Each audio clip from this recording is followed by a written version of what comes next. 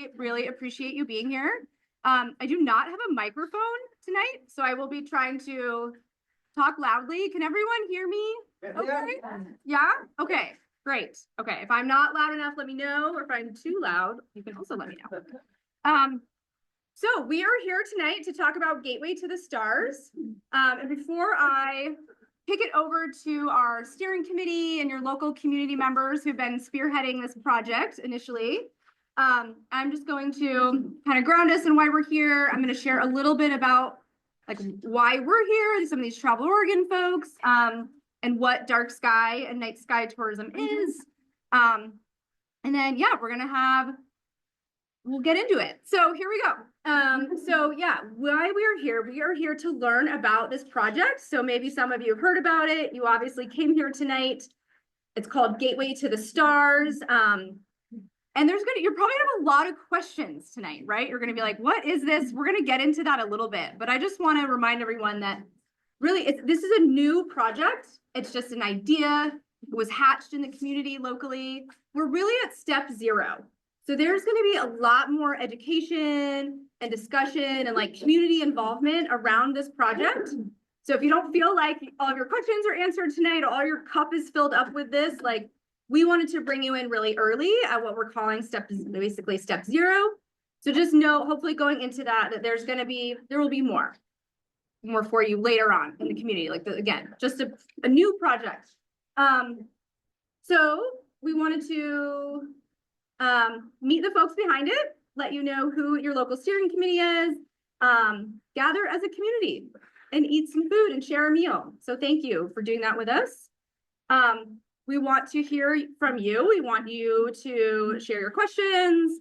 We want to have you engage in table discussions and conversations that we'll break out into later. And we also have an additional survey that we'll want you to fill out to continue to capture your preliminary thoughts about this project in its early phase. So does that sound good so far? Okay, great. Okay, so again, who are we, some of us up here, and why are we here? So again, like I said, before I kick it off to your amazing steering committee lead, I'm just going to introduce the Travel Oregon folks and some of our consultants that we're working with on this program to help support. You guys are one of 4 projects across the state that we chose to work on this year. And so, yeah, I think for the sake of time, I'm not going to have all of the folks introduce themselves. You'll be hearing from them tonight, but I'll just have some of them raise their hands as we go through. So I'm Nastasia Olson. I'm a Destination Services Manager at Travel Oregon, and I oversee the Recreation Ready program that we're here that's related to your project that we're talking about tonight. We've got Scott Bricker over there. He is our Destination Services Director, and he helps oversee a bunch of our destination stewardship programs at Travel Oregon. And pizza serving. Put him to work. Put your boss to work. Okay. So we've got Mason Kennedy. He's been helping us out coordinating the program. We've got Chris Bernhardt, one of our consultants with C2 Recreation. He'll be leading some of the meeting today, so you'll hear from him shortly. We've got Ashley Schaefer. She's our disability and inclusion consultant. You'll be hearing from her a little bit later as well. Let's see, we've got Vanessa. She is our amazing community organizer and helps us behind the scenes on so many of our events that we do all over the state. And Dawn Nielsen is not here today, but I did just want to share a picture of her. She's an independent consultant as well with Fibonacci Enterprises. And she's been working tirelessly across the state as like a dark sky, night sky expert, and just has an amazing wealth of knowledge in that area. And she's kind of helping out behind the scenes, and she'll probably continue to support this project, assuming you all are excited about it and want it to keep moving forward. Okay, so with that, you're just curious what Travel Oregon is. Has anyone heard of Travel Oregon or familiar with it at all? Okay, great. So I feel like there's like the heat is very strong. If anyone else is really hot, maybe we can turn that off. Okay, so so Travel Oregon, we are the Oregon Tourism Commission. So we do business as Travel Oregon. We are the state's semi-independent agency that is the official state DMO, the Destination Management Organization. And we have a 1.5% statewide lodging tax, and that's what like funds us and funds the programming. We have a 9-member board of commissioners, and they're approved by the governor. And then our commissioners oversee our staff team and all of our work, and then our mission. And so our mission really is to inspire travel, right? Inspire travel that uplifts Oregon communities.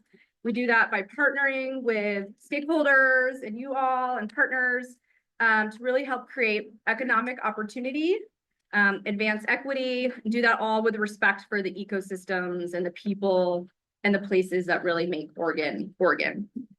And so what this means is that while we really are an economic development agency, we have a triple bottom line approach, and we're always really trying to create those, economic goals, balancing really our people and our culture and our places, ultimately working to help support livable communities in Oregon.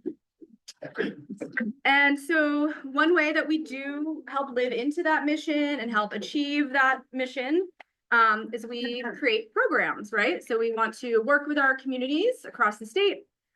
This is a new program called Recreation Ready that we designed late last year and kicked off and opened a statewide competitive application for. And Illinois Valley Chamber of Commerce pulled together a steering committee, and with this initial project, again, that you'll continue to learn about, Gateway to the Stars, and applied to the program and was one of 4 small cohort that we awarded the program to 4 communities across the state. We've got a couple, one in, and we had over like 25 applicants in the first year, and it's a pretty specific program. It was really designed with rural communities in mind, really designed to help advance outdoor recreation, new like visitor experiences within communities that help, again, help us achieve our mission and help you all helping us advance, economic prosperity, natural environments, and advancing equity and access. And so the program is really run over 2 phases. And again, we're early on in this initial phase 1. So the feasibility process, where we're assessing the project, we're convening the steering committee, identifying the opportunities and considerations, which we'll hear about soon, performing a disability and inclusion evaluation, engaging community, you all, getting feedback, and providing action planning. And then really assuming that is all feasible and the community is on board and feels like the project wants to move forward, the goal is that then we go into phase 2 and we have funding, direct funding up to $100,000 initially to really advance the project forward and really key components that you need to make the project successful and moving along. Okay, so what is dark sky tourism? So dark sky tourism, also known as night sky tourism, includes astrotourism and other special nighttime activities, including moon bathing. This can be nocturnal creature guided tour experiences, it can be like indigenous and cowboy storytelling and more. The astrotourism includes sky-related visitor, like tourism activities, again, moon bathing, stargazing, and astrophotography, which is actually really, really big. People will come from all over the world to take photos and to actually do guides and tours, a part of photography. It's a really amazing growing thing that people are really interested in. And the astrotourism side can also relate to like the more facilities. So if you are, related to astronomy, like observatories and planetariums, stuff like that. Okay, so why night tourism? Why here? I think that's probably pretty obvious, right? But no, so night tourism, what's been really amazing about it in Oregon is it really enhances our competitive visitor attractions and lures that Oregon is already really well known for, and why people are already traveling here and traveling around. It helps enhance our, those key things. So agritourism, like food and culinary tourism, cultural heritage, outdoor recreation, and scenic drives. It really helps extend visitation and overnight stays. So it helps pull people into communities longer, kind of stay longer, really, I think, embed themselves, care about it more. It helps support year-round visitation. So a lot of times communities see a lot of like seasonal travel. You know, you might see a much uptick in summer, and then winter is maybe sometimes some harder months. There's not as many people visiting your businesses and whatnot. Dark sky tourism sometimes, you know, it can really help extend that seasonality shift that you might see. People are interested in it year round. It really promotes responsible visitation. Like I said, a lot of these people really care about why your community is maybe not as bright and not as much light pollution, and they want to experience that and keep it that way. So it helps preserve these remote and natural areas, and it really supports a lot of rural communities. And Oregon has exceptionally starry skies, right? Like we are across the United States and across the world, Oregon is exceptionally blessed with these amazing night skies. So over 30% of humanity can no longer see the Milky Way from their home, like around the entire world. So it's becoming just such a different experience for people. Like light pollution is just so pervasive. So people are really seeking this out, and people are really craving it and hungry for it. And I just want to share, you're not going this alone, right? So just in Oregon alone, like these are places that have already worked on dark sky designation through Dark Sky International. So these are parks and destinations, lodging can get certified. There's all different levels of categories. And so there's many communities already across the state, like seeing and understanding the value of this and investing their time and their resources and coming together and making that happen. So there's a really big growing community and like network of it. And we help bring some of those people together too. We have a dark sky learning community. And so there's a lot of resources and a lot of other people that are going this. And I mean, I'm assuming some of you are familiar, hopefully, that there's a lot going on just in your region and really pretty close by. So actually you can see here, like, these are the categories of which dark sky certification takes place within. And the Oregon Outback is the largest dark sky sanctuary actually in the entire world, recently designated. The Oregon Caves, very close by, obviously a huge tourism draw for your area. Also recently designated as a dark sky park. So it's really exciting, really amazing work happening. And then, yeah, just to kind of share really quick. So Dark Sky International, who we're working with, who helps do that accreditation and certification, they are a nonprofit that is recognized, you know, a recognized authority internationally, kind of working on light pollution and are working to combat light pollution worldwide. And so these certifications, again, they're all a little bit different because of the different categories, but really there's, you know, an in-depth process that communities go through, and won't get into that a ton of tonight.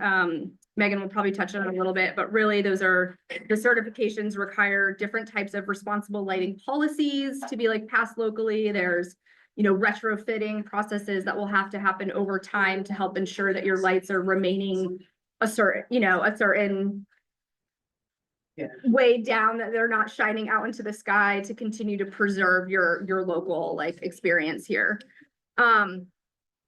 And then there's also a commitment to ongoing public education and conservation. And so I know I kicked that off with that a little bit. Like I said, this is just the beginning part of the conversation of this project.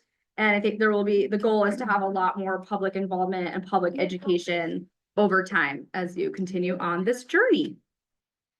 Okay. So without further ado, I will kick it over to Megan with the Illinois Valley. So if you want to stand here, you can just, you'll click it. Oh, hey, Through, who's that? okay? Which one? I'll hold up that right one. Okay. And then when your time's up, I'll give you like a 3-minute. Okay, sorry. We'll see. Okay. And like I said, there will be an opportunity for questions later and feedback and all that. So we'll just keep moving it along, and then we can make sure that opportunity happens as well. So thank you so much, Megan. Hey everyone, I'm Megan Curtis. I'm the executive director at the Illinois Valley Chamber of Commerce. I'm not nearly as experienced in this public speaking as Staj and the other Travel Oregon members, but I'm going to do my best tonight, so bear with me. And we love you. So,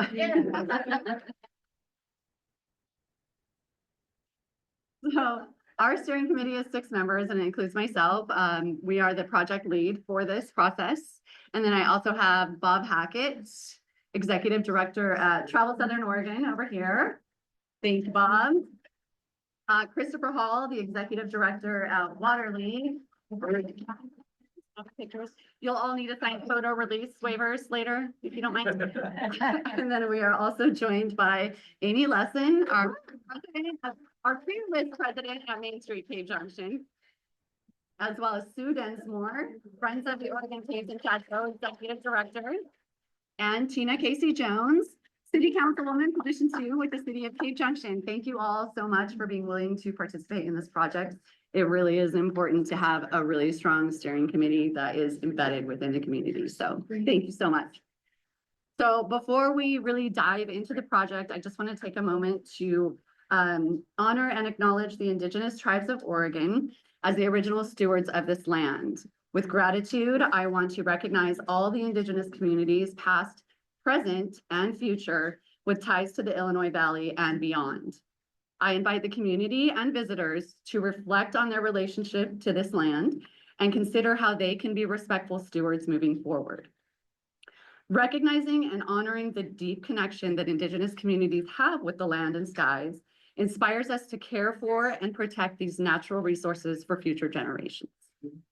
It was with that spirit of stewardship in mind that I was so excited when Travel Oregon announced the launch of their new Recreation Ready program last year. So I do want to preface that this is a long-term process. This isn't something that can be done by the end of this year. It's more like a 5 to 10 year community engagement process.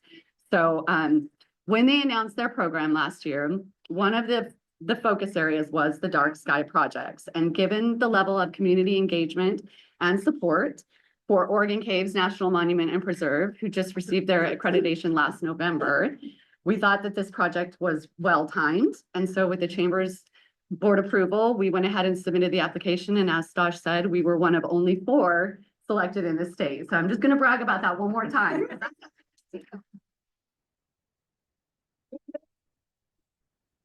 So, now we're basically over the moon about this collaborative effort and getting the community engaged and getting some education out there in this first step 0 where we're at right now. So I first heard about the Dark Sky Community accreditations in 2023 during some destination ready programs, as well as when Oregon Caves was pursuing their designation. But I have heard from some community members, Kate Dwyer, that this idea has been circulating for much, much longer than that. So Cave Junction is a community that deeply values its natural surroundings, and working to care for the land with intention and respect. The community works to protect our night skies aligns with our commitment to preserving the unique beauty of the area and the ecological integrity of the valley. So Cave Junction, as some of you already know, is actually in a really strong position already. I mean, we can see the stars from downtown Cave Junction. Being in downtown Cave Junction and being able to see so many stars is a huge advantage for our community already. I mean, you saw the light pollution map, right? That beautiful black area there where we're at is what we want to see. So the Gateway to the Stars feasibility study marks a pivotal step in fostering that economic prosperity by leveraging the region's rich outdoor recreation opportunities, especially the natural wonder of our night skies. By pursuing the accreditation, we aim to attract visitors and tourism dollars through responsible and sustainable practices that support local businesses, encourage thoughtful development, and could create new opportunities that strengthen the economy. Most importantly, it's a chance to inspire community pride by showcasing what makes the Illinois Valley so incredibly special. Next slide. Pick it up. This study aims to explore and support the development of a multifaceted astrotourism initiative in the region. Of course, one of the central objectives is to evaluate the feasibility for even applying for the accreditation, first and foremost, ensuring that any future efforts align with recognized best practices in night sky preservation.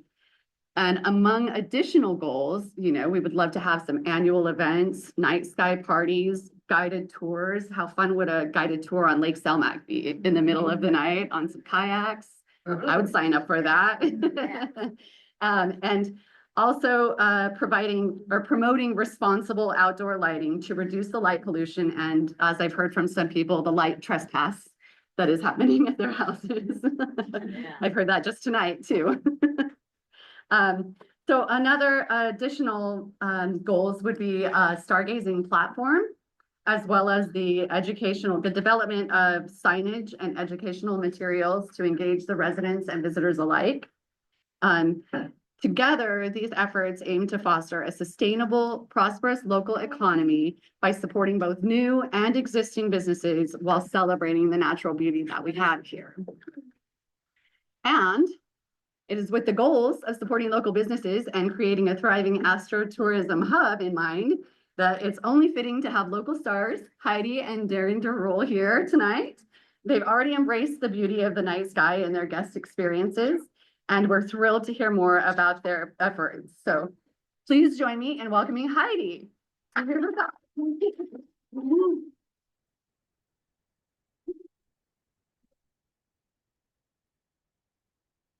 have fancy PowerPoint slides, but I will say that this was a picture that was taken in our campground, the KOA campground up here at the north end of town. And the person in there is with us tonight. His name is Joe Stadola, and he's with the Grants Pass Astronomy Club.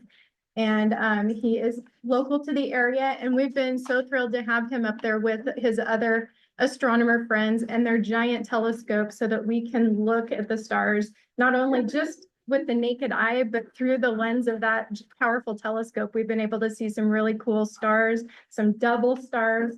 We even saw Pluto one night. So, there's a lot of things that you don't realize you can see when you have the right tools, and it's really engaging for our guests. We have guests that come from all over really all over North America to stay right here in Cave Junction. And we have some of the most beautiful, uninterrupted, non-light polluted skies available. And it was one of the very first things that I noticed as a campground owner. When we had a late night check-in, I'd go out, when we stay in our RV up there, I'd go out and I'd be like, the sky is so bright and beautiful. And you see so much. It just absolutely is breathtaking. And I ended up staying out there many nights and looking at the stars myself. And we've seen when we had the northern lights, you could see that. When we had the comet, you could see that unobstructed. And then, of course, just the Milky Way and all the things that you want to go out and look at. The cool thing about how our campground is designed, not even with this initiative in mind at all, is we put in the solar lights up there so we can run the campground off of solar, preserving energy. And we also can dim the lights and actually go completely dark, which we've done a few times with Joe there, so that we can have an even darker sky. So you have the dark sky initiative, we can actually have the darker sky initiative up above. By light, and it makes it really fun. We've also included some tours, things for our guests as far as campfires with s'mores and whatnot to make the whole camper experience. But really, the sky is the star of the show. You can see anything that you just, it's beautiful, and that's really all I want to share. Is this is a great effort as a community. We can really get behind it because we didn't even really try to stumble into this. We made the effort to reach out to the astronomy club. And it's been really good. And Joe tells us what nights are great viewing nights and what nights aren't, and we try to plan from there. And so we're really excited for what we can do to support this initiative in the community. Nice.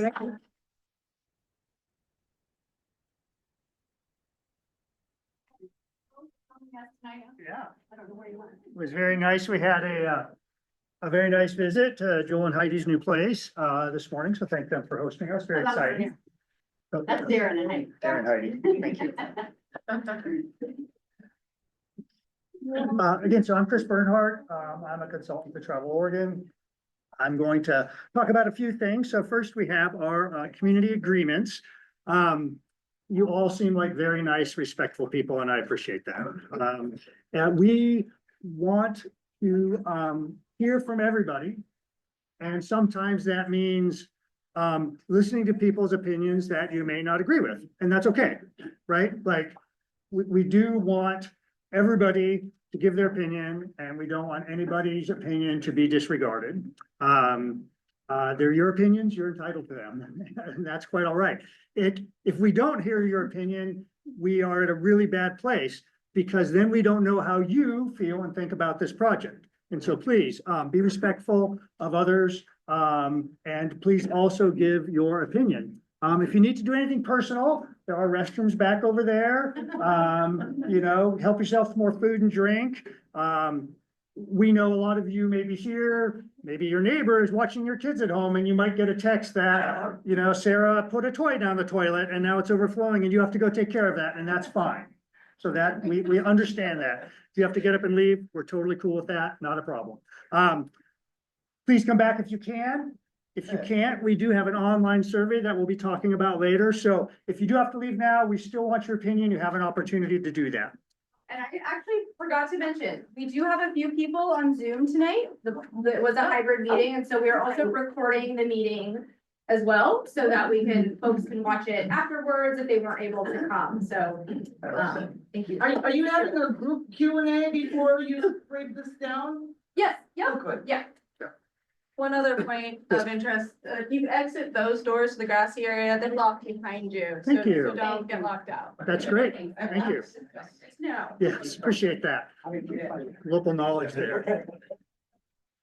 Any other ground rules people would like to address or discuss? Awesome, great, thank you. So,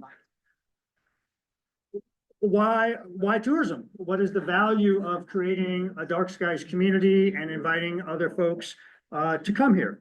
So, we want to talk specifically about the economic value of tourism, because this is a way in which you can bring money into your community if you so desire. So, within Josephine County, last year, the direct travel spending was $172 million.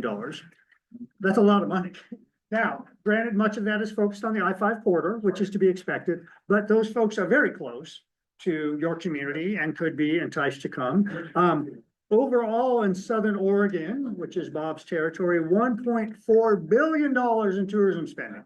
So that's money from outside the community. That's folks coming in and spending money. For Josephine County, a good chunk of that, about 20%, was people staying in hotels or doing vacation rentals. So that's a not insignificant amount. And this is a very important and good mechanism by which to gain tourism revenue in your community. And in Oregon and in various locations, there is a tax on lodging. So if someone comes in from out of town and stays in a hotel room, they pay a portion in tax. That tax goes back to in many cases, or at least the state and sometimes the local communities. And then that money is used to fund things like this, to fund the grant that is helping you all look at potential dark sky designation. So this is the money that feeds the machine. So the more people you bring in and are staying in hotels and vacation rentals, the more money goes into that fund to help you develop more tourism opportunities and create more value in your community. So $7.5 million from Josephine County last year, and in 2023, so that's the last reporting period.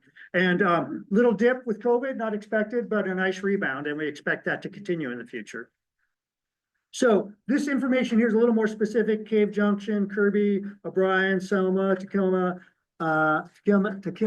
and Grants Pass. So not surprisingly, most folks coming to visit the Illinois Valley are coming from Oregon. If they come from more than 50 miles, we consider them as visitors and we count their tourism income. Perhaps not surprising, also being in Southern Oregon, California provides the next greatest portion of visitors, and then Washington kind of rounding out the West Coast as your major market. And we did some surveys around the reason people visit the Illinois Valley, and these are the top 3 reasons. So you have outdoor recreation and experiences, relaxing environment, scenic beauty. Those all play very well with bringing folks here for dark skies, right? So this is not a radical idea. We're not asking Disneyland to create Disneyland Southern Oregon, right? We're like, let's do something that's in line with the reason people are already coming here. And probably frankly, why a lot of folks live here, because it's a beautiful place. So let's share that with folks. Let's do it at nighttime, which is maybe not typically when you think you might be doing scenic visits. So it's a great way to round out that experience. What are some of the opportunities and consideration? And again, it's very early at a level. This is things that we have identified preliminarily, and later, soon we're going to ask you all, what are some things we missed or some considerations that we did not make? So the greatest opportunity, a major opportunity, not the greatest, major opportunity is improved tourism economy. So bringing more folks here to spend money. And we shouldn't be apologetic about that. We're not, picking people's pockets when they're here. People are happy to spend money on great experiences, and you have many great experiences here. You could have more. And so we're providing a lot of value to folks when they come to visit the Illinois Valley. I have a lot of friends and colleagues who run small businesses in tourism, and this is where the growth is in the tourism economy. So this is a new small business. This could be someone saying, wow, I see a lot more visitors coming through here. I'm really interested in dark skies. Maybe I should be a dark skies guide and start a dark skies guiding company and take people on tours and let them know when the best time to come is. It could be an existing small business that is looking at expanding. Now there are more visitors throughout the week in more seasons. Maybe they need to hire more staff to accommodate that. That's great. So the expansion, so the growth and expansion of small businesses is very important and critical to the opportunities. There's the opportunity for you all to determine the events that you would like to have. So you may wish to appeal more to family visitors. So great.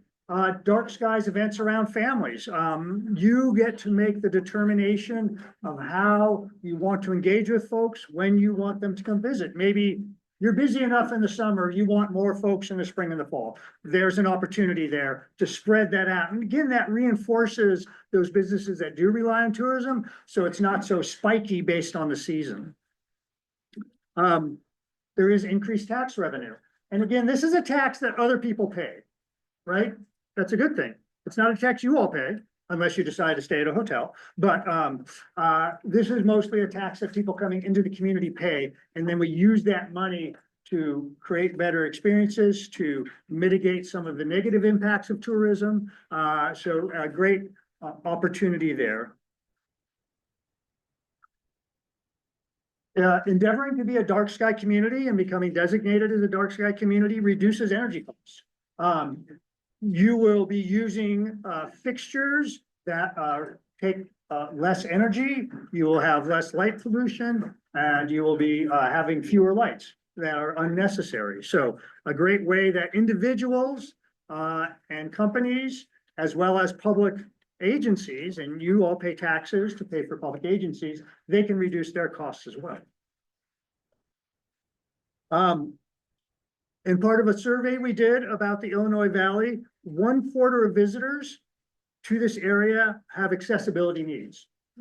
So that's a large percent, right? 1/4.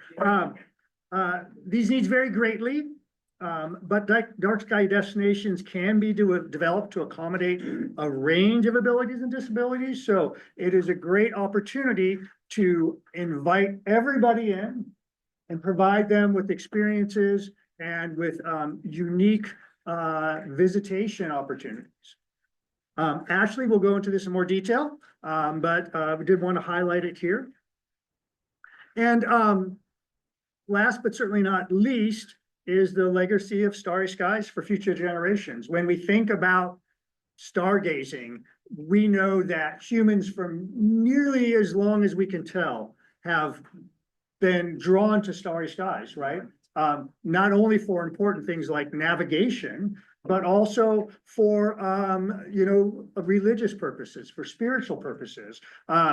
They're called heavenly bodies for a reason, right? So if you can't see them, we begin to get disconnected from them. And so you all could help preserve them for future generations. And that's an awesome idea. So, what are some of our considerations then? So these are things that we need to think about really hard before everybody shoots their hand up and says, yay, dark skies. The most important consideration is that the City of Cave Junction must adopt an ordinance. And that ordinance will regulate outdoor lighting inside the city limits. This is required to receive this dark sky accreditation. So again, I'll reiterate that the city council would need to adopt an ordinance that regulates lighting within the city limits. That has implications, right? And that is a heavy lift. That is not something I expect that you all would want the city council to take lightly. That is a change to your city code. So that's something to understand. And there is a timeline for the implementation. So you would adopt this code that says, we want to reduce light pollution. And so we are going to mandate the use of these certain types of light and prohibit the use of these other types of lights. Within 5 years, all of your public facilities would need to be in compliance with this code. And within 10 years, all the private lighting within the city would need to be in compliance as well. So that's a big ask. Okay, and some folks would understandably be opposed to that. And so we need to acknowledge that when we consider moving forward this. There will be a cost to this. We do not know exactly right now what that cost will be. We are, again, very, very early stages. All we know is that there will be a cost. Now, your steering committee is working diligently on understanding what that might be, on analyzing the current existing conditions, what it would take to get to compliance if a code was adopted, and what are the costs associated with that. But I want to reiterate, we don't know right now exactly. We should know soon, but we're not exactly sure. And with that, I'm ready to head to read.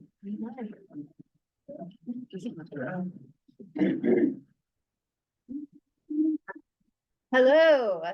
So as Chris said, well, first, I'm Ashley again. I do consulting around accessibility and some design work.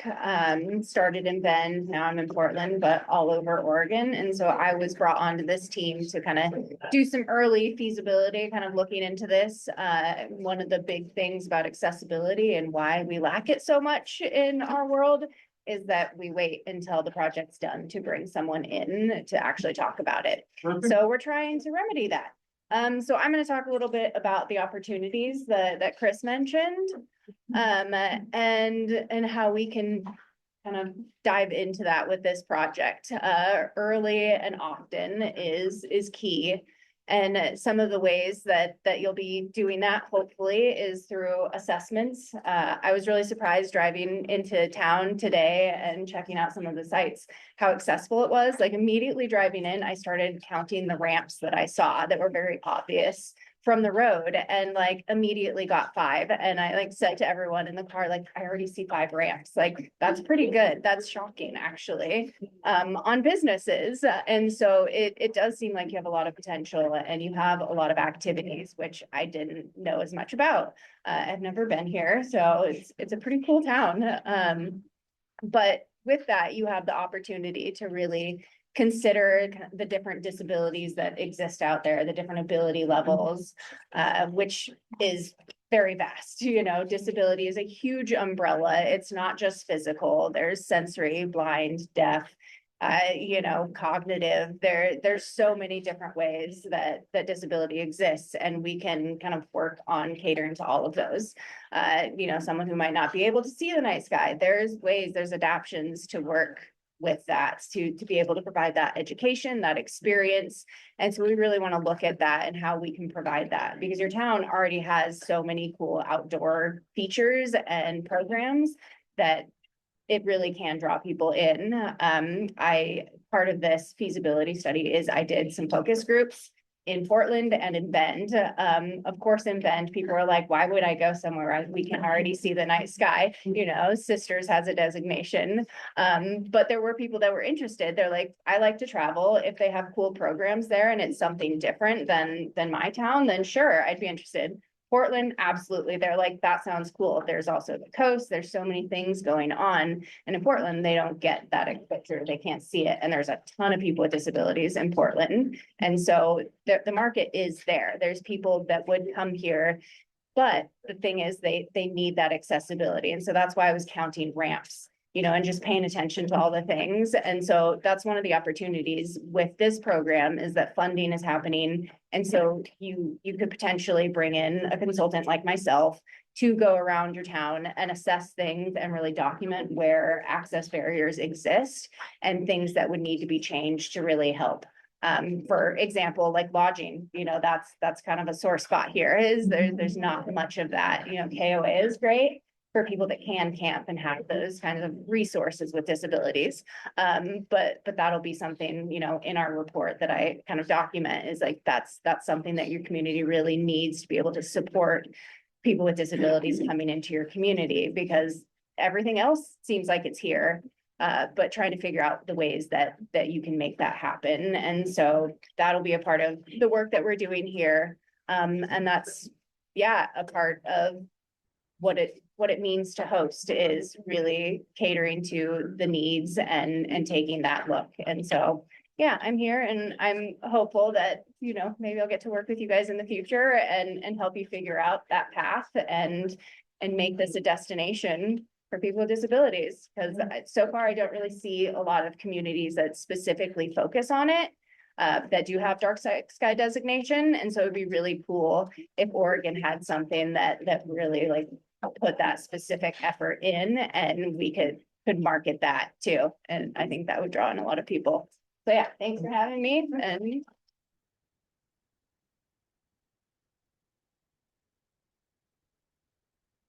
I think you should stay up there because I might. okay, sure. I'll stay. Well, thanks, folks. That's most of us talking at you. We want to keep that like just to the bare minimum. We have about 10 minutes for question and answer. We have travel Oregon fee. We have a little longer maybe. Yes, so if we need to. We have your steering committee members here. We have other members of the community, so we should be able to answer a lot of questions. It is awesome if we cannot answer a question, because we're gonna be like, okay, we need to think about that a little more. So yes, please go ahead. So, I understand like with the ordinances and changing of lights in the city and then personal and stuff, that's gonna incur a cost. But our community has a lot of, low income and a lot of people who are undesignated income, like really strict incomes, and maybe alterations to their already existing property isn't always fundably feasible for them. Absolutely. And I guess I'm wondering what kind of financial things out there are there to help that portion of our community in meeting those attainable needs? Great, thank you. Yeah. Is there some equity aspect just for that, or I can take a swing in? It is What is the possible that there plan? would be energy efficiency funding out there that would change the picture. Yeah, we do. Oh, no, that's. Yeah, we do hope, for example, the second round of funding that Nostalgia talked about, could potentially be used to, hire contractors to go assist folks with, changing out their lighting. That could include the cost of the lighting, bulbs themselves. So that is a very important question, because there's an equity aspect of this. We don't want to put a burden onto folks unnecessarily. So our hope is that there would be potentially energy efficiency funds, but also tourism funds to help implement that within, that 10-year timeframe. I mean, ultimately, I don't wanna see like our community being ticketed because they can't meet the standards of the ordinance. That's a very good point. Because they can't afford it. Yes. Like, that's just not fair. Absolutely, great, thank you. We'll go. Yeah. Related to her question, has Dark Skies Initiative Travel Oregon considered partnering with Energy Trust of Oregon to find those funds to support rural communities who live, intergenerational poverty is how we describe it here. Yeah. Right. So it'd be so excellent to have that kind of infrastructure modification really come with funding. And then help people have lower power bills. I'm gonna put the color might be really important. Yeah, and I think I just want to clarify, like, that is part of the project, right? And part of the steering committee will be working to achieve grants and acquire, assistance and figure out how there can be community like funding pots so that folks can tap into that funding to help do their retrogrades and their lighting upgrades. And also working with other organizations in the area that are already doing it. Exactly, yeah, Work like IBCDO is right now. yeah. I think you had your hand up next. Will you be implementing any solar powered lighting? with this? So that is more of an energy generation rather than the use of it in lighting. So not intrinsically, I don't think, although that is a point to energy conservation and carbon reduction of using solar than to, it may be more feasible to use solar if you are using less energy for your outdoor lighting. So that is not a particular part that I'm aware of the Dark Skies program, but there certainly could be some efficiencies there. And in being in Southern Oregon, you have a lot more sunlight down here than we do up north. So that is a good point. So thank you. And I think really quick, one of our steering committee members would love to share a little bit more about the lighting ordinance. So I think that might be helpful really quickly. We're gonna have Chris share. Thank you, Chris. So you can imagine, some lights that just kind of shine everywhere. And there's, a thing called lighting design, and good lighting design is focusing the light on what you want to see. And so a lot of times people, over the decades and generations haven't really been thinking about like lighting design. They're just gonna get a light that makes it bright and it's perfect. And so, some of the solutions are putting a hood so that it kind of shoots downward. It can be very affordable. Might be changing the type of light bulb that's in the fixture itself. Over 10 years, sometimes homes will naturally be replacing light bulbs and changing out fixtures and stuff. And so, this is, in Cave Junction, like we're not in Medford, so we're already almost halfway there, or even 3/4. So we're really very close. And, so the idea essentially is to have just better lighting design, dark skies, bright streets, and all the streets, the pathways, the signs, the buildings, the homes, everything gets lit. But we point the light at what we want to see. And it looks so pretty when we go to these other towns and we see what they've done. So it's, so there's that aspect to it. I just wanted to share. Yeah. Thank you. And additionally, really quick too, just to add what Chris was speaking to, is it's not about making it so it's not safe, right? We still want there to be lights in your homes or on like sidewalks, so you can still get around safely. It's about what Chris was saying, not projecting that light into the night sky where the night sky does not need it, right? Like you might need it to look down and to walk and move around. But it's to really protect your experience and to protect the nature and the species that need that darkness. So I think, Joe, did you have one? We'll get to everybody. Don't worry. We'll make sure. Absolutely. So I just want to make sure we hit everybody. Oh, Just, I want to tie in really quickly to this sorry. because there's also a question from chat about lighting. One of the big things that Nico Kennedy asked in the Zoom is about like lux or the warmth of the lights, anything like that, if that's incorporated in. That's a really great question that we're going to be able to address as we bring in experts on this thing, whether it's, Chris on lighting design or Dawn Nielsen that you saw in the presentation earlier. She has all of that information down to a point. Again, she helps with this a lot. And so a lot of those like higher level questions are great to ask as we like move further down the road. And these are things that are also going to help with like the circadian rhythms of like humans or animals or anything like that to kind of like make this a healthier environment for the ecosystem and for the people that live in it. So I just want to emphasize that like as we talk about like the nitty gritty of light design and light temperature and lux, everything like that, that's kind of like a, you know, over the 10 years, like a really gradual change that will have a lot of positive outcomes. And if you have more specifics about that, if you really want to talk about like 1600 lumens versus 1700 lumens, we can, you know, email me and I'll connect you with our experts because that's kind of stuff that I really like to talk about. So just wanted to connect that with a message from chat as well. Thank you. Joe, yeah. So other than forums like this, what other methods do you utilize to kind of enlighten people, you know, to get the word out about the worthiness of dark sky? Yeah, so thank you. So, we are at the very early stages of this. So, assuming people are kind of like, yeah, okay, that could be a thing, we would continue to go forward. And a lot of what going forward into the next 18 months or so would be public education, public feedback. And then certainly you would, of course, have the forum of your city council meeting in a public meeting, an opportunity for people to voice their support or concern. So there's both the channels within this project and then the channels that you have available to you otherwise through the public process. Because again, an ordinance would need to be adopted. That would go to a vote by the council. They would have a period of public comment, that type of thing. And I think that's just a great thing that maybe to think about and we can talk about next when people are able to share with each other is we would love to hear, you know, your thoughts about how you think community education would be the most beneficial to you all, to your community. So, yeah. So we're going this way. Okay, so yes, please. Joe, Jay, Will there be gathering spots for people? I beg your pardon? Gathering spots, they just park their car, get out, look at the sky and go away? We would, if you think that's a good idea, we'd love for you A to. gathering spot would be a good idea. Yeah, awesome, great. Yeah, we definitely, Also, another thing, yeah, please. there was a comment a while ago when you were supposed to go, it was on Horizon. We have a Horizon. So I'm sure there's some way around that. That would help, you know, like it's We national have event. the mountains, you look at all these, we went out to see the comet, couldn't see it.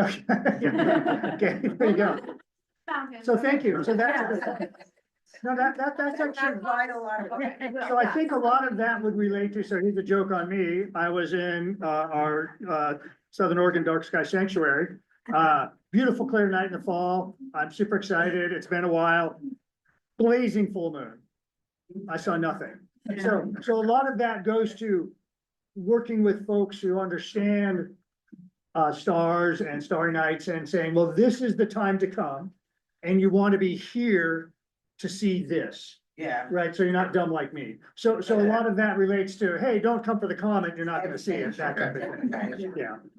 Yeah, please go ahead. First of all, I just gotta thank everybody involved in this project. Anything that improves any form of scientific literacy in the Illinois Valley is awesome. The other thing, I was wondering that Heidi, the telescope that you have available, is that available at KOA on a semi-regular basis? So we actually partnered with Grants Pass Astronomy Club, which Jeff Sadola is gracious enough to come up there with some of his fellow astronomers, and they allowed guests to view things through the telescope. It's super advanced and very cool. And they would point it, it would put in all the coordinates, and then you would be able to see the very things that you were there to see. And they were providing us education on how to see it and other things that were available to see with the naked eye as well. Okay, in addition to that question, what I'm wondering is, and I'm sorry, I got here a little bit late, if there are other semi-regular opportunities for people to do any viewing of our night skies. And before that question was answered, I just wanted to also say, I think it would be a really cool opportunity to link up, you know how the stars change seasonally? If we could perhaps marry that up in concert with some of the equinox type celebrations in the community, I think we could get, you know, some double bang for our buck and really help advertise that change. I know I get so darn excited when I can go out and see Orion again and stuff like that. And yeah, so if we could link that up. But again, if anybody could enlighten me on current viewing opportunities, yay. I can say a few things. My name is Jeremy Curtis. I manage Oregon Cave National Monument.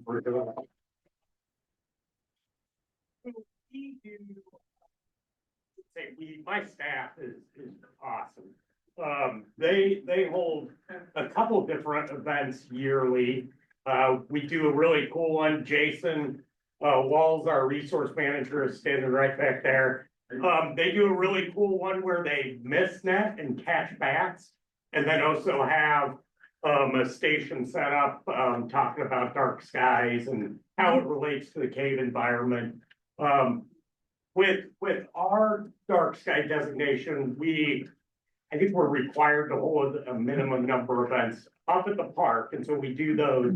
We also partner with Siskiyou Field Institute and do events out at Siskiyou Field Institute tied around dark skies. But it sounds like maybe we need to publicize our dark sky events a little bit more at the park and when we partner as well, if not everybody's here. Well, and as often as possible, even if, you know, like, if you were to get some kind of regular astronomy club going, you know, that would be locally based. I mean, I love the caves. I was a ranger there for many years. Nice. But, yeah, a long time ago. But, yeah, you know, Yeah, there we was stuff like partnered with maybe like a monthly as the sky permits, where people could get in their head, oh yeah, it's the third Thursday, is it a clear sky? Oh, we could go here, and somebody's gonna bring a telescope and somebody's gonna know what they're talking about. Yeah, I Something think like those that. are great ideas, and I think the goal of this is not necessarily having to drive up to the park to enjoy the night skies, offering that stuff in town as well as up at the park, having a wide range of places. Yeah, if something became known as a kind of a semi-regular thing, I think that could be really. But folks would like to let's make sure we keep it in order here. So I'm gonna move, this gentleman, yes, thank you. Well, I'd like to make a suggestion. please, yes. For everybody that's interested to study Kauai. It's a very interesting thing where there's a lot of native birds. And the problem is when the fledglings go off, you know, to do what they do, they get confused by the lights at night.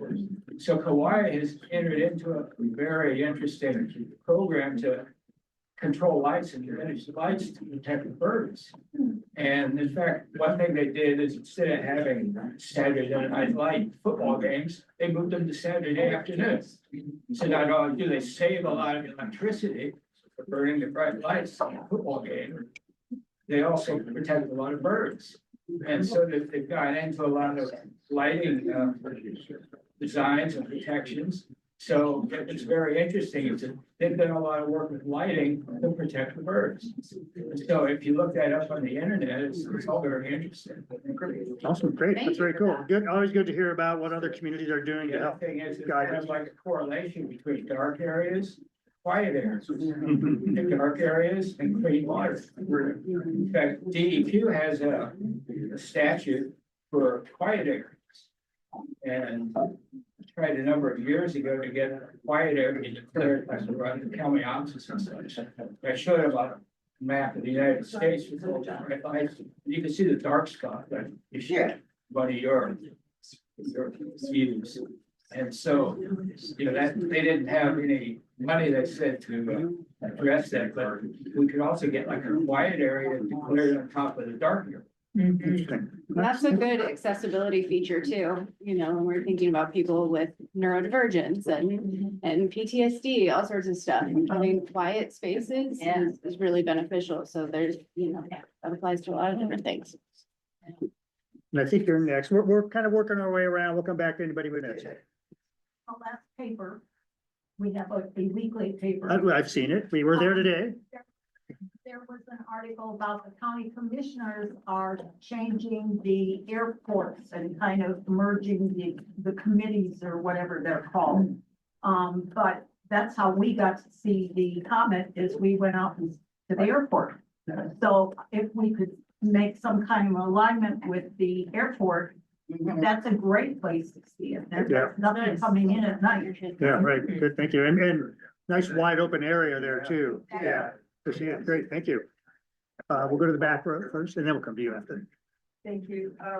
So just just because you mentioned the airport, I just want to mention that I'm with Ross Branch Nature Center. We have a very large meadow and are hoping to begin a program for stargazing. What was the location? Ross Branch Nature Russ Center, Ranch. the butterfly pavilion just north of town. South of town. So my question is kind of twofold. I understand that the Dark Skies International does the certification. But I'm also wondering if Travel Oregon, and I'm just kind of planting a seed, might consider some kind of designation as well. Maybe that is a little bit tiered, like the LEEDs designation, where for LEEDs, which says a building is built in the most sustainable way possible, with lots of recycling happening. But there's different levels, so you can come in at a lower level and work your way up to the upper level. So I'm just kind of planting that seed and wondering about that, and then also if Travel Oregon might, as you move forward with areas that can be dark sky certified or designated as part of the overall Oregon tourism, that you also might provide on the website resource links, information links about dark skies. Yes. Like what Gordon was just talking about. So that those of us who are promoting dark skies area can have one source to go for some. Good point, yeah, right. Yeah, so yes, actually, we have a dark sky Oregon-wide community program, learning community program, and we host 4 events a year where people can all come together and learn from each other. We have a dark sky toolkit. We do host additional dark sky programming and events. And so while I'll probably say we might never do our own certification program because those can be just challenging, and we wouldn't have a way of almost probably like, it just wouldn't be our wheelhouse, I think, but we really want to bring people together to learn from their peers and to provide all those resources. So we do have a lot of that already existing, and so we can absolutely tap folks in. And I believe we actually just launched our new industry website, and there will be a whole dark sky learning community page with all those links and resources. And I think, Bob, did you want to speak to that? Also, the darkskyoregon.org. Yes, thank you. Is the Oregon chapter of Dark Sky International. So there's a very Oregon-centric resource base, just like you're talking about. That's building out these kind of regional pages. And they're on a big growth curve, right? Because Travel Oregon is on that growth curve as well. And Dark Sky Oregon, builds volunteer board, but they're working harder and harder. You'll see their websites getting better and better. Yeah. Thank you, Bob. Actually, we had, I think Mike, you were next. Yeah, so City of Cave Junction, what's the boundary for that? Like, Very good. So, yeah, thanks. Unfortunately, right now it'd be the city limits. or what's? My hope would be the entire Illinois Valley, but ours too. Yeah. Like I'm off west side, west side CJ or is west side O'Brien? Well, what's that county? Yeah, Yeah. county. So first we're gonna start with the city and then work our way into the county. I think it's gonna be easier for us to go through this, not easier, but more feasible for us to go through this process with the city first, and then see like if we need to tweak things in a way with how we approach the county commissioner. Does that make sense? Yeah, exactly. Smaller bite at first. So like the type of light, I know I haven't really talked about that, but like in Springfield, they have like some of the city lights on the streets are like yellow instead of the bright white light. Right, And, right. and, That's what we're looking for. Yeah. But to answer your question, at the this initial effort that we're discussing here is just within the city limits. Okay. Yeah, because again, the ordinance needs to be adopted. The most feasible approach, thank you, good term, would be working with the city council. We believe at this point. And then,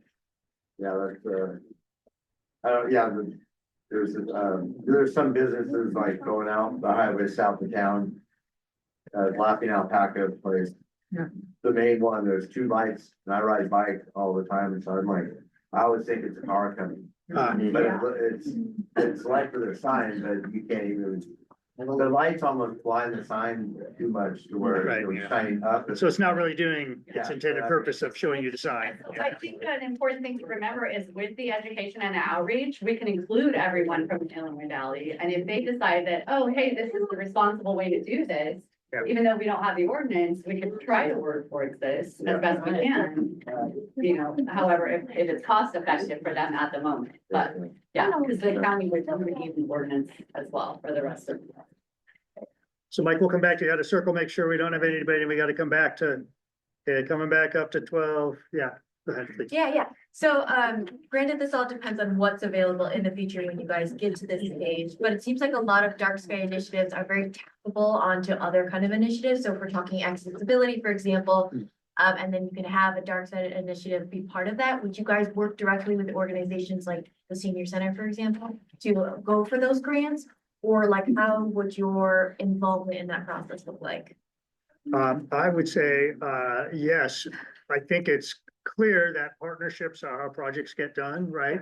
And so finding common ground and looking for opportunities to advance multiple goals and objectives is a great opportunity. So in this case, actually, we are aligning tourism with energy efficiency and improved environment. So, you know, those are some other ones. And then we talk again about accessible tourism and even maybe some more specific habitat inquiries. So, yeah, I think that there could be many opportunities and those also then, yeah, bring not only popular support, but funding hopefully for implementation.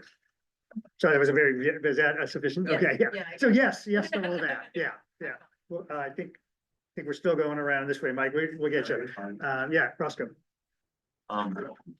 I would just like to encourage, because your study may take however long time, but I'd like to encourage the members of the community to, the business owners take the initiative and start changing the lights now, and those involved with the city and everything, you know, look at the properties you already have control over, the high school, the city municipal buildings. Yeah, great. Go ahead and just change those lights now, because there's nothing that says we gotta wait for anybody else. Yeah, right. to do Those that. improvements are immediate. Yep. Yeah. And Yeah. this is the Illinois Valley, and we will be, you know, our only light pollution doesn't come from the city, it comes from the county level, so that's really important to consider. And then anything that's going to be open at night needs to have a special consideration, given our lovely habits of what we do after dark here in this city. Yeah. So. Well, poetically put, thank you. Yes. Thank you. Be interested in being part of a group of people who met and learn about what some of the different tools and light shields are and how to apply them. Because if I were to reach out to a neighbor, I wouldn't want to say, you know, those terrible lights are flying in the sky. I'd want to say, hey, Joe, I have a solution. Can I offer you a solution for something? Do you know that there's this thing that we're working on and I have these shields and it's free and Mark and I will get the ladder and we'll climb up there and we'll put them up.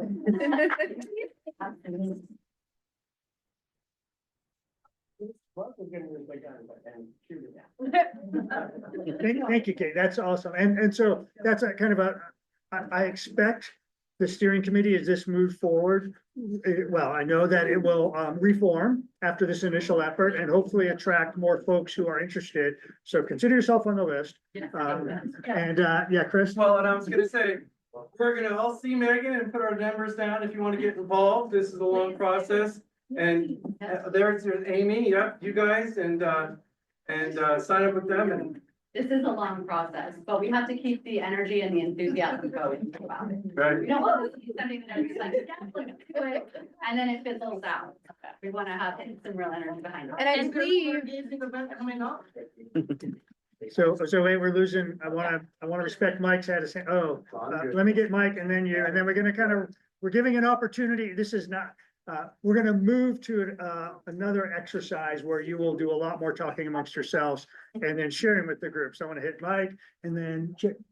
And Chris, I'm gonna jump in real quick though. A key point these two just said is like, if you're sitting here going, I don't know what I can do. Well, you're gonna have some events. You might need an event planner. You might need a marketer. You might need someone to organize the food. You might need somebody to climb up on the ladders. You might need somebody to go talk to the schools, right? So if you're sitting here not knowing how you can help, think about what you actually like to do. And then I'm sure Megan and the team could say, your skills are good at this. Why don't I have you help in this way? Or does this or this sound? So I think there's a role for everybody, but you have to be able to articulate that. And I'll just like chime in. I'm from Oak Ridge. We're a small town too. And I think that if everybody like lifts a little piece, these big lifts all like happen a lot faster. So sorry to just jump that, but it was such an important message. Thank you. So Mike, you've been waiting very patiently.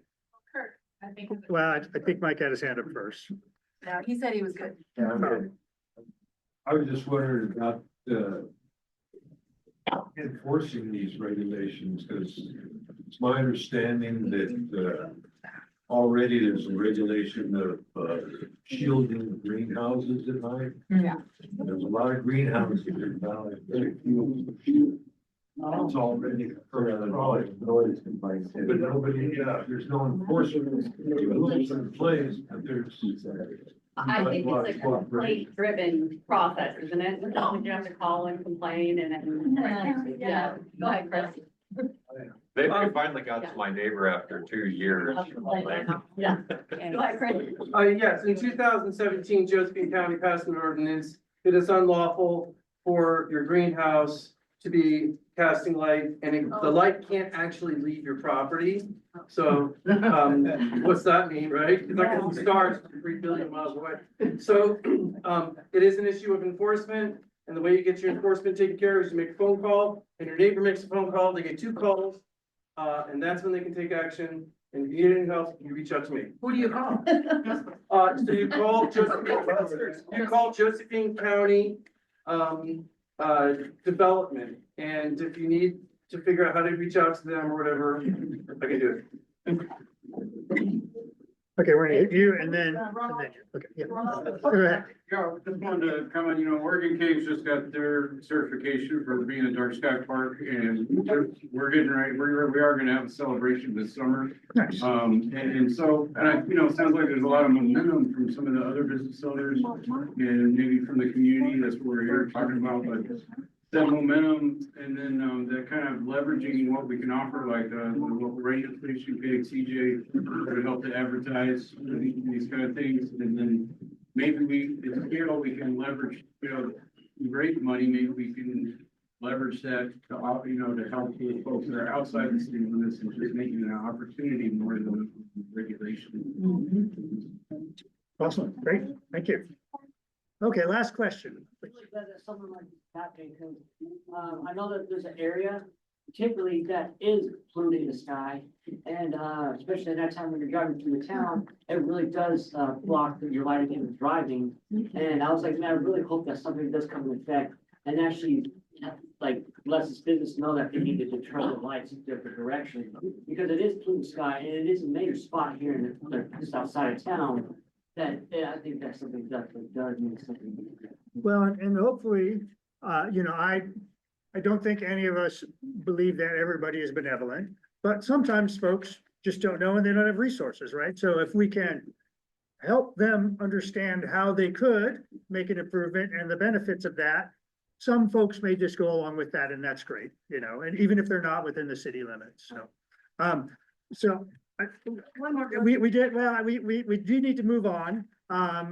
If you all have any questions, we are available during this next exercise. Well, But yeah, well, I am just gonna throw an audible out there. I feel like this is a little bit of a smaller room for how many people we have. So, I think going into breakout groups is gonna be very loud and maybe chaotic and hard to hear each other.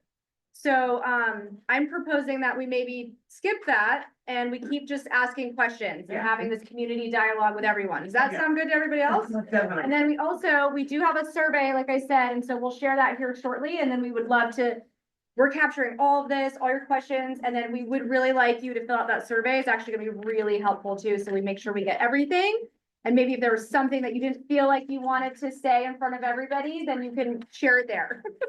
So, okay, let's call that audible. Thank you all for helping, chime in on that. And then, yeah, let's keep it going then. I think this feels really good. 10 more minutes or something? Yes. Yeah, okay, so I'm sorry, you had a question, comment. The neon signs, is there a way to dim those or shield those, the wall kind of signs? That is a great technical question to which I do not know the answer. Thank you. Yeah, that's a, You can, yeah, yeah. that's a good point that, any ordinance would need to address all lighting, all outdoor lighting, or lighting visible to the outside. So yeah, that's, interesting question. Thank you. I don't know the answer, but thanks for bringing that up. Yeah, that's what we want, questions we know the answer. Yeah, the neon lights are not, Okay, great. we get, there's a high voltage that ionizes the gas. Okay, And it has to be exactly that voltage. so would it need to be shielded then? It can be shielded, Okay. yes. My question is, like any, project, how is the measurable? In other words, if you take, some kind of an image of all the lights on in a town and say it's, 800 trillion lumens, and then go back 6 months later and go, oh, we lost a few lumens. I mean, how do you measure? Because not all the lights are gonna be on at all times at any one time. It's a very random thing, so I'm curious about that. Right, so, there will be, and, has started, Chris, can you repeat the question? oh, I'm sorry. How do we tell where we're at, with lighting, and if there are improvements, that is decreases in light pollution in the future, and that is necessary in order to maintain the accreditation of a dark sky community? Is that a fair recap of your question? Okay, so, currently there are efforts underway to do an initial assessment of outdoor lighting within city limits. The steering committee members have very graciously volunteered their time. They've undergone some initial training, and so they will be looking at outdoor lighting. And they have a system to identify lights in terms of their potential impact, or excessive impact, one might say. Then that survey or analysis will need to be confirmed in the application process to Dark Skies International. And then at those regular intervals of the 5-year and the 10-year would need to be verified. So that is as a human-powered field activity. So that is how that would work. Then going forward, for example, if I'm building a new building, I would need, submit a plan to the city engineer, or whatever your process is down here, development department. They would look to see if the lighting is in compliance with the ordinance. If it's not, they would redline that and require it. So going forward, new developments then should be in compliance with less light pollution into perpetuity. So it's a very high level answer, lots of detail. That was a very broad brush answer to many years of hard work. So there are also just specifically light meters. I think you travel Southern Oregon, right? You said you provided some. Yeah, Chris and, Amy, Megan have them, yeah. Yeah, so there are light meters that can be used to measure the current lighting impacts and in perpetuity, so you can measure into the future as time you them. And we will be doing, I'm sorry to interrupt, but we will be, you'll see us in our cars traveling through and looking and jumping out, and someone's gonna be recording, and don't freak out, it's just us. no trespassing, public access only. Right on topic here, I noticed whenever I drive back to the valley after dark, I guess it's road trucking over towards Kirby. It's just got that huge light show going on over there. Is that correct? Is that road trucking? That's the electrical company that they've rented their lot out to, putting in the new light poles. Oh, yeah. It's a large industrial type thing. Company. And boy, is it a bright They light rented it situation. out for the year to put in their trucks and everything, to put in the new electrical poles. That's temporary. Well, it could be shielded. I don't know who, road trucking is then, but my friend told me that, there's been so much illegal activity of people breaking in at the facility, stealing things, that that's one of the reasons for the extremely bright light situation. I mean, that is a serious bright light situation over there. And I just got to thinking, boy, are there other solutions besides utterly illuminating? I mean, that is, you want to talk about night sky That's kind of pollution. place to use Wow. the shield. You know, I appreciate the problem with the thieves. And I wonder if there's other solutions besides lighting it up so brightly. You know, I just, They're pretty good community collaborators. yeah, and I'm not trying to dump on them at all. I understand their problem. I would suggest motion sensors. Yeah. Pardon? I would suggest motion Motion sensors. sensors? Or a private security guy. Yeah. Are people going in and out all that much? Do they have a third shift or what Yeah, is, does anybody know what the issue is there? They have a position. We're, you know, unfortunately, we're gonna start here. Yeah. And do what we can do, right? And. Oh, because it's towards Kirby, it's kind of out of the scope of the Cave Junction effort? We don't, this is step 0. Yeah. But I will, We're sending out this. Yeah. But it truly is a huge light source. so as the next step, like we shared as a part of this process, there will be, you know, you guys will be creating educational materials to be able to share with your community members. So even if they are outside of Cave Junction, you can probably continue, you know, to share that with them. And, we have some data, I don't know off the top of my head, but there is like with some of the talking points and stuff about lighting.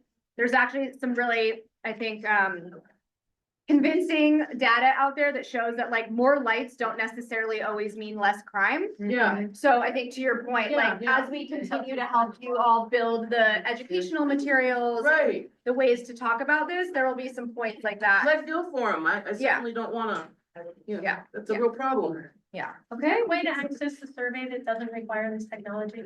Yes, that is a great question. So, Am I alone there? No. Okay. So I'm gonna send out a link in the same email that you received a confirmation with. Yeah. And that's gonna be one option. And then if someone also isn't able to do that through the link or through the QR code, then I printed out some physical copies that you're gonna be able to go through as well. So. Yeah. I hear you, and that's why we're trying to give you as many options as possible. So if you need, we don't have an unlimited number of the physical copies, but we do have enough for everyone to go around. But if you absolutely need one of those, go ahead and raise your hand while we go through this, and Nastaj is gonna pass those out. And then, like I said, you're gonna get an email confirmation going through that other people will be able to do if the QR code is We'd love inaccessible. to collect this now, though. And so really quick though, so I know this can seem intimidating. I actually really personally hated QR codes for a long time. I just got on board recently. So if you do have a smartphone, most people do you have a smartphone? No? Okay. So I totally get that. But I'm just saying, if you want to try it, you just do your camera and you just hold it over it. That's it. You just don't even take the picture. You just hold the camera over it and then you click on the website. And you click on. You mean that image It generates pops the up. website? Yeah, you don't even have to do anything. Like you literally just take your camera. Mine's not reading it. It's not? Thank you for the lesson. Sometimes you have to get a little closer. Yeah, you might get closer. Screen, I know, it can be challenging. It can be challenging. Or you can do the paper copy if it's not working for you. Yeah. This will be. And I can help you. I can also help you. Try it on your phone if you'd like. I hope it brings you to the last page. Just gotta be closer, right? Is there an informational handout that they handed out in the beginning? Sadly, I don't have a handout for this. It's so important. I used to work with the state of Wisconsin on accessibility images with conservation. We build all kinds of accessible. Just like, does take a little scroll down the page. Takes a little scroll, Yeah, okay. so you might. Don't, you know.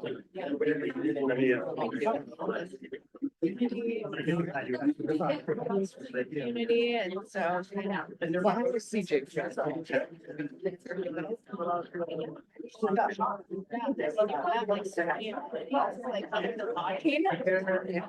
Other than that, right? But yeah, I was immediately shocked to see all the brands and all of this.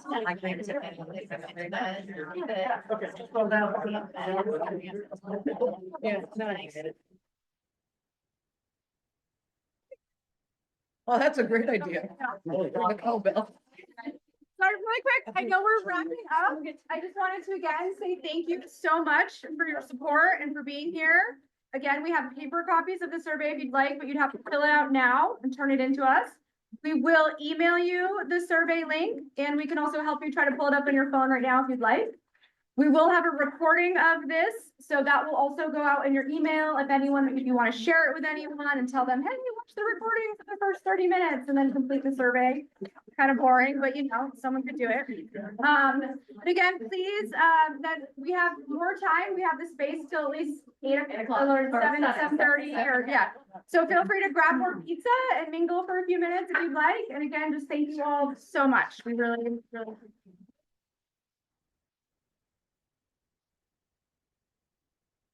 Thank you. Look at that.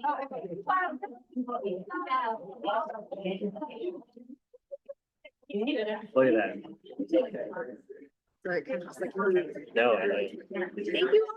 Thank you, Jean and Nico. Jean Ann and Nico, Kennedy, thank you so much.